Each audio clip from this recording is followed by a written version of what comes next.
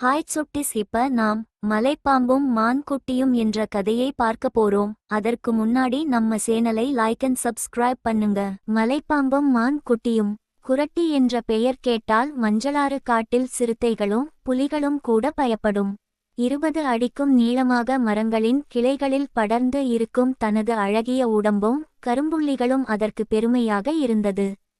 கரும்பழுப்பு பழுப்பு என்று பல நிறங்களில் மலைப்பாம்புகள் இருக்குமே தவிர இப்படி லட்சணமான கரும்புள்ளிகளுடன் பார்ப்பது ரொம்பவும் அரிது. மலைப்பாம்புகள் பொதுவாக பறவைகள், முயல் போன்ற சிறிய பிராணிகளை பிடித்து உண்ணும். சில சமயம் மான் போன்ற சற்று பெரிய விலங்குகளை கூட தாக்கும். ஆனால் குரட்டி சற்று வித்தியாசமானது. காட்டெருமைக்கன்று, சிறுத்தை போன்றவற்றை கூட தனது குரட்டிப்பிடியில நொறுக்கி எடுத்துவிடும். அதனால் அதற்கு குரட்டி என்று பெயர் வழங்கி வந்தது. குரட்டி தனது தலையை ஒரு கிளையின் மீது வைத்தபடி ஆற்றங்கரையையே பார்த்து கொண்டு இருந்தது. மிரண்டு ஆற்றங்கரையில் வரும் மிளாமான் குட்டி அதன் கண்ணில் பட்டது. நீண்டு கிடந்த தனது உடலை வேகமாக தன்னை நோக்கி இழுத்தது. அநேகமாக அந்த மான்குட்டி மிகவும் குறுகலாக ஓடும் அந்த ஆற்றை கடந்து வரலாம். அப்படி கடந்து வந்தால் குரட்டி இருக்கும் வழியாகத்தான் வரவேண்டும். அந்த மிளாமான் ஆற்றில் இறங்கியது. குரட்டியில் வாயில் நீர் சுரந்தது. மீதமுள்ள குரட்டி தனது உடலை கிளையில் சுற்றி தனது தலையை மட்டும் தொங்க வைத்தபடி அசையாமல் இருந்தது. பார்வை மட்டும் ஆற்றில் இறங்கிய மான் மீது இருந்தது.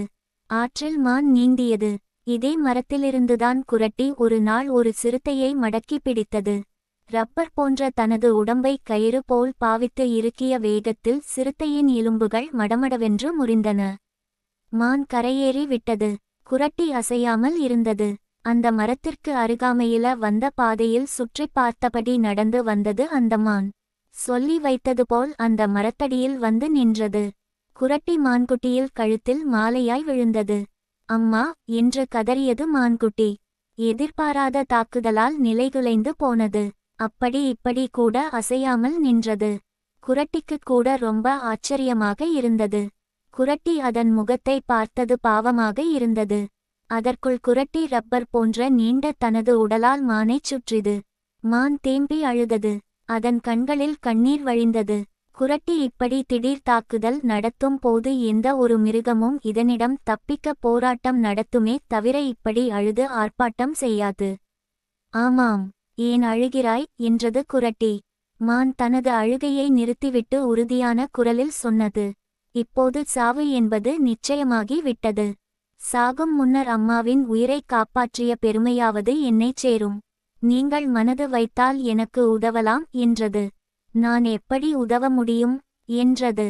மொட்டச்சி அம்மன் பாறைக்குச் சென்று நாவல் பழங்களை எடுத்து என் அம்மாவிற்கு கொடுத்துவிட்டு மீண்டும் இங்கு வந்து சேருகிறேன். பின்னர் உன் இஷ்டப்படி என்னை கொன்று சாப்பிடு என்றது மான்.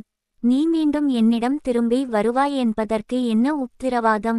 நான் சொல்வதில் உனக்கு நம்பிக்கை இல்லை என்றால் நீ என் கூடவே வா. நாவல் பழங்களை என் தாயிடம் சேர்த்ததும் நீ என்னை கொன்று சாப்பிடு. உன்னை விட்டால் என்னால் பிடிக்க முடியாது. உன் வேகம் என்ன, என் வேகம் என்ன என்றது குரட்டி. என் மீது நம்பிக்கை இல்லை என்றால் நீ என்ன சொல்கிறாயே அதற்கு நான் கட்டுப்படுகிறேன்.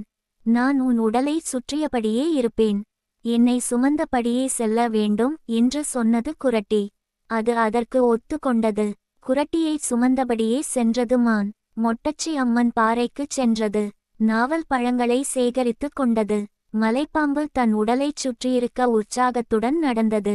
தனது அம்மாவுக்காக தன்னுடைய உயிரை கொடுக்க ஒரு வாய்ப்பு கிடைத்தது. அதற்கு சந்தோஷம்.